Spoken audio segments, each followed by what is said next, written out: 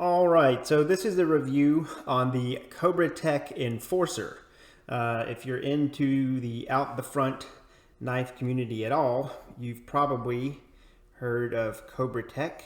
They recently hit the market, and some of their designs seem to be mimicking what we've seen for years from Microtech, and they seem to be doing a pretty good job of putting out a quality product from what I've seen.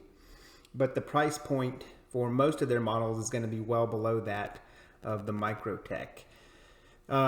This model is one of their higher end models. Most of what you see from Cobratec will be a heavier aluminum alloy body with a D2 steel. This is a much lighter weight aluminum, and it also has some additional machining on the scales that you will not see on some of their lower end models. The skateboard tape you see here at the rear and on this one side is something I added that did not come on the knife, and I'll talk a little bit about that skateboard tape here in a minute. But this higher end model, as I mentioned, will use the lighter weight aluminum, having a little bit of additional machining on it. And instead of the D2 steel, you're going to have an M390 steel. I would characterize this polish job as a satin polish job. It's certainly not a stone wash, and it's not a mirror polish as well. The lighting in the camera makes it look a little more mirror than maybe it is. You can see perhaps the M390 there, just barely on camera. And then it has a relief cut here, which I think adds a nice design element, as well as a shallow machine cut here that doesn't go all the way through. And then that space is filled with black. So it's a nice design element in terms of looks, and with both the cut and the black accent. And of course it does lighten the blade somewhat. Who knows if that actually has anything to do with the performance of the knife. It has a good pocket clip. It actually sits quite close to the knife. It's there to give you that little bit of grip with your fingers if you do want to hold it in that manner at times. But otherwise it's very close to the knife. This tension on this clip, I would say, is quite good. Maybe a little too good. And well, again, I'll talk about why I have the skateboard tape here. But it does work well on blue jeans. I haven't tried it on any excessively thick pants, but I've had no issues using this on blue jeans. There is a glass breaker here at the rear, along with a lanyard hole. And we can also see that standard Torx head screws are used rather than the proprietary fasteners that many of us are used to seeing on the Microtechs. One of the things I love about Cobratec is it is made in USA. These are made in Meridian, Texas. I've actually had the opportunity to meet and talk to some of the guys that work there and actually build these knives. And they really seem to be putting out a quality product. When you buy one of these, I'll just leave the blade open here. It will come with this box, which you'll probably never touch again once you remove the knife from it. Have the model here on the back. These boxes seem to be identical for all the Cobratec knives, regardless of model. It is a small waterproof box, and the knife may be made in America, but I would guess this is probably made in China. It's pretty thin. Got some foam in here, little plastic bag that the knife was in. Also in the box, you will get a quality assurance card. This is probably the initials of the guy that put this knife together. You will also get a unique number, which I'm covering with my thumb, to register your knife for warranty. Okay, so that's the last thing in the box is this sheath, which honestly is, again, the knife may be made in America, but I highly doubt the sheath is. It's got some Velcro here to connect to some MOLLE webbing, a really large clip for such a small case. Personally, I will never use this, but that's what's in the box. As far as philosophy of use on this knife, what do you do with this knife? Well, the first cool, which is the functional cool, this is just an everyday carry knife or EDC knife. You're going to use this for opening packages, cutting string, that sort of thing. Some would say, self-defense. I would disagree with that. If you're going to use a knife for self-defense, there's other out the fronts that are better for that. And frankly, if you're going to use an out the front knife for self-defense, I would personally only consider a single action. These derail far easier than the single actions, and they have a lot less force coming out. It's just too easy for these to not open when you need them to open, and then you're going to be in a situation where you went for your knife and now you don't have it. I'll demonstrate a derailment here. None of these knives on these double action out the front, you're going to have spring tension to really penetrate more than 1/8 of an inch or so. If you fired at something like this table surface or something like that, you can relock it by flicking the wrist, and I'll try to do this on camera. There we go. So if it does derail on you as you're opening it, a quick flick of the wrist will typically lock it in place. So it's not the end of the world if that happens. But again, it's a consideration that I make when thinking about a knife for self-defense.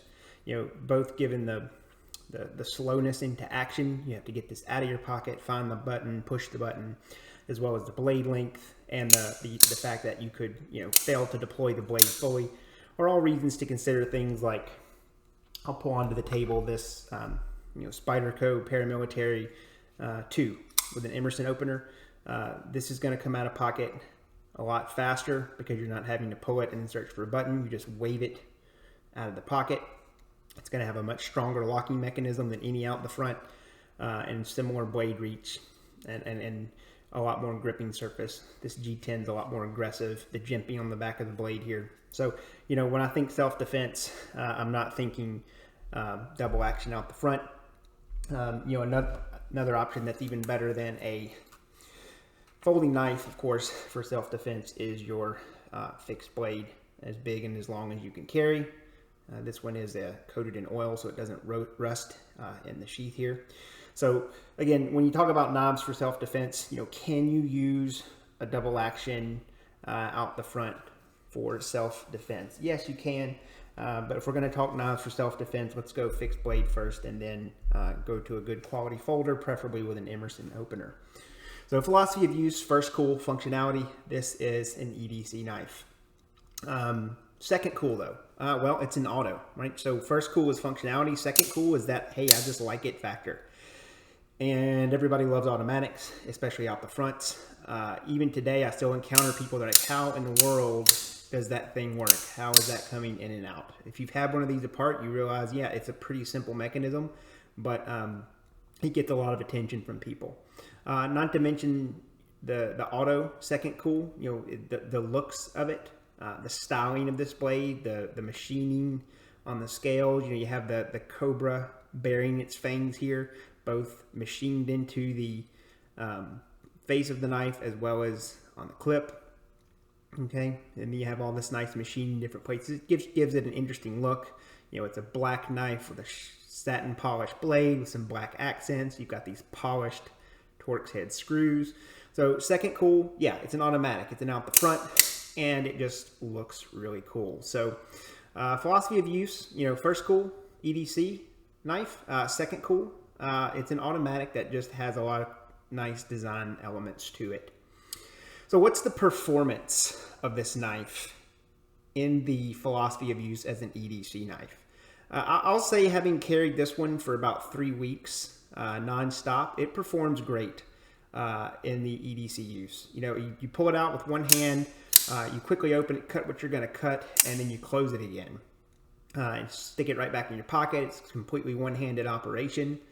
There are a lot of folders, including this paramilitary here, which also aid them or lend themselves to that one-handed operation with this compression lock.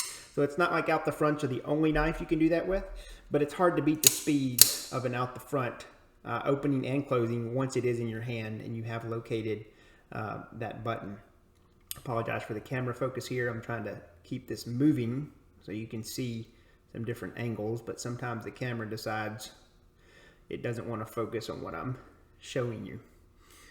Okay, so it works well as an EDC knife. This polish job, again, it's not what I would call a mirror finish. I'm just going to take this off camera and wipe some fingerprints off.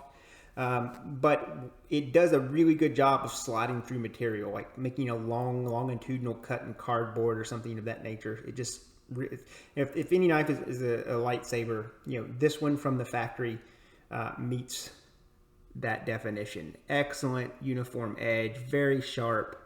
And again, that polish job makes it just slide through most things when you cut it. So performance and the philosophy of use EDC knife, excellent. You know, this out the front knife has about the same amount of wobble that you would see in any quality out the front knife. It's minimal, in other words. You may not even be able to see that on camera. I'll bring a competitive option onto the table here. Here's a standard Microtech Ultratech, similar blade shape, also a drop point, also M390 steel. And you can see on this one, it actually has the same, or maybe just slightly more wobble than we see in the Cobratec.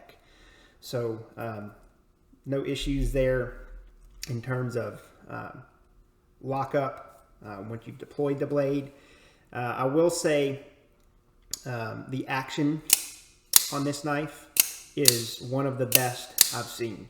Now, in my past experience, I've found that the smoother the action on the double action out the fronts, the more likely you are to have derailment issues further down the line. Some Microtechs, including this Ultratech here, they have a much stiffer action, but I've seldom seen failures to deploy on the Microtech. So I think they may be putting their springs in just a little bit stronger to give you a little bit more reliability on deployment. Now, that being said, in 3 weeks of use with this, I haven't had a single derailment. Maybe one, actually. I think I may have had one derailment with this knife. I'm not actually sure now. I've been playing with a lot of out the fronts lately. But for the most part, I haven't had any issues with this one, and time will tell if this, you know, spring tension that's so much easier on the thumb than, say, your average Microtech, is that going to, you know, end up giving me some reliability issues down the line. So size and weight considerations. This guy weighs in at 3.5 ounces. It feels very light in hand. It's very comfortable to carry. You barely know it's there in pocket. The competitive option here, the Microtech Ultratech, is going to come in at 3.4 ounces, so 1/10 of an ounce lighter on my scale. I will note that this is a very, you know, high-end Cobratec, and Cobratec does use different grades of aluminum in their different models. Okay, so I have a, you know, not so much a competitive option, but another offering here from Cobratec. This is their larger FS3 model. They have FS3 small, medium, and large. This is an FS3 large with this red sort of rubberized coating on it. And this thing is really hefty. Okay, this is not one of their higher end ones, so it's not going to have the M390. It's going to have a D2 steel, which is a great steel.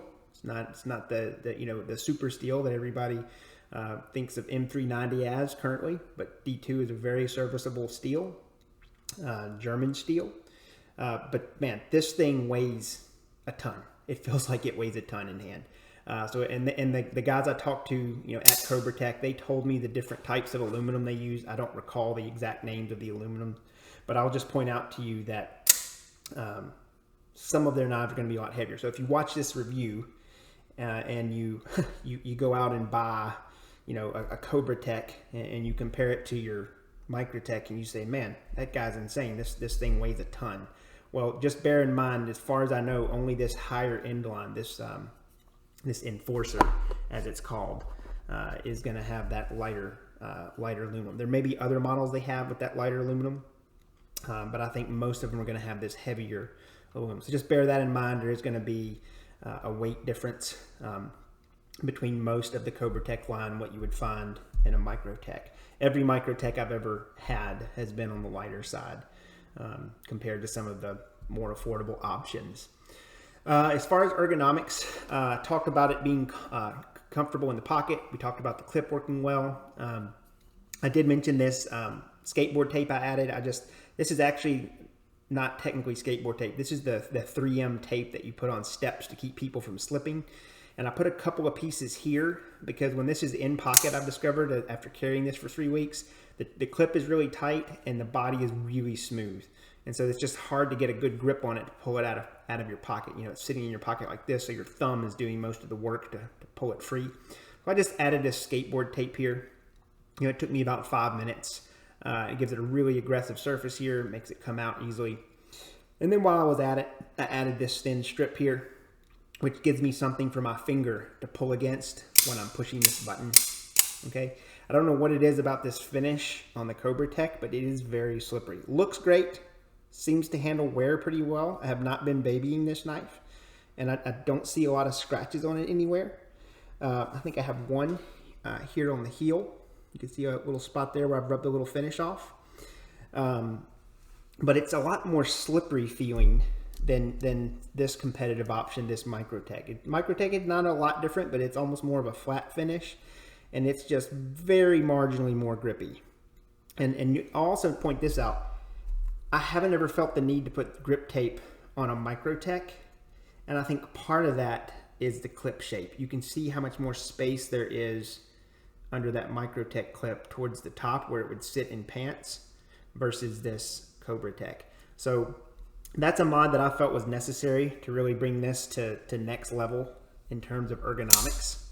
It really needed that skateboard tape. As far as cost and value, you know, looking at the whole thing here, this knife is $260 on the Cobratec website. Street price is closer to $230. Even on Cobratec's website, they have a prompt for a 10% off coupon code when you go to the website, and that's going to knock it down to about $230 even in the online purchase. I actually purchased these two together from Cobratec at a gun show, and they did offer a package price for buying both together. They did not know I was going to review these knives, and their discount was something I think anyone could have gotten. I think I ended up paying $310 for both of these. About $200 for this one, or $210 for this one actually, and $100 for this one. This FS3 large is going to list for about $120 or $130 on their website. So you know, getting both together for $310, they knocked quite a bit off for me there. So we'll say I paid about $210 for this one, although on their website it is listed at $260. So you know, compare that to the Ultratec here. You know, this is going to run you $290 to $310, $315, depending where you're shopping. And of course, all the prices I'm throwing out don't include any shipping or tax. And the other thing you have to consider here when you talk about cost and value, you know, so this is listing at $260, I'm buying it at $210. You know, this is listing at $290, and I'm buying it for $290. Well, at the end of the day, Microtec is going to be more collectible at the time of, you know, the recording of this video, and it's going to hold its value. I can take this to a gun show or a knife show, and if this is in good condition and I have the box and all the papers, you know, I can expect to get in the neighborhood of, you know, $220, $230 for this, even used. And I do use all my knives for the most part, so they will almost always show some signs of wear. I really don't think I could bring this in and get, you know, a similar percentage of price as a used knife. I could be wrong, and that may change as time goes on and Cobratec establishes themselves more in the marketplace. So yes, on the front end, you're absolutely cheaper here. That's an $80 difference. Okay, you can take the $80 difference between these two knives, between the Ultratec and the Enforcer, and you can buy two out the fronts. I paid $310 for both of these. Or you can buy the Enforcer, take the extra money you save, and buy a Cold Steel SRK, right? So the $80 price difference isn't nothing. I don't want to minimize that, but I do want to point out, you know, you have a higher collectability, and you have a more proven track record at this point in time, and also better resale value if you are the kind of person who likes to trade your knives, trade up, trade in, try different things. You're going to do better, I think, overall with the Microtecs. But of course, you lose money anytime you sell or trade used merchandise. And of course, to be fair to Cobratec, I should point out this is one of their higher end models, right? So it is, you know, at 260 West, 210 Street, 230 Street. Yeah, it's getting close to this Microtec, but they have a lot of knives in this same form factor, smaller than this guy. that are going to hit about $100, $110. Okay, and now you're talking buying 3 Cobratecs for the cost of 1 Microtech. Of course, that's going to be heavier aluminum. It's going to be D2 steel. But if all you're looking for is an out the front knife with a decent steel on it, I mean, you can get that from Cobratec for $100. I really wanted to try their premium offering, which is why I bought this M390 Enforcer that they had. The other thing I'll point out is you really start to see the price disparity on the larger format Microtechs. You start to get into the Combat Trudon, for example, and I would compare this to a Combat Trudon in size. You're looking at $450 for a Combat Trudon. Whereas this guy, again, yeah, it's heavy. It's 7.8 ounces, or sorry, 7.6 ounces on my scale. It's 7.8 ounces on Cobratec's website. But you can get into this knife for $110. Same form factor as the Combat Trudon. So you see a little bit more of a price advantage for the Cobratec when you get into the larger models. Yeah, I'll throw in another option here. This is the Heretic Manticore double action dagger. You know, similar format to this larger Cobratec. Those of you that don't know, Heretic is a knife brand that is an offshoot of Microtech, and this guy's going to run you about $330 plus tax. So, you know, looking at the size, you know, if all you're after is that size and sort of look, you're going to be about $110 versus about $330. Now again, this is going to be a premium steel. This is CPMS 35, and this weighs like half of what this Cobratec weighs. So just want to be fair, and when we're comparing price here, thinking about the lower end Cobratecs, you know, versus the higher end Cobratecs, and how they compare to some of the other offerings in the marketplace, particularly from Microtech. For Microtech, for me, Ultratech is the entry point. The UTX 70s and 85s, you know, those are not quite the same thing in my mind. Those are smaller versions of the Microtech Ultratech.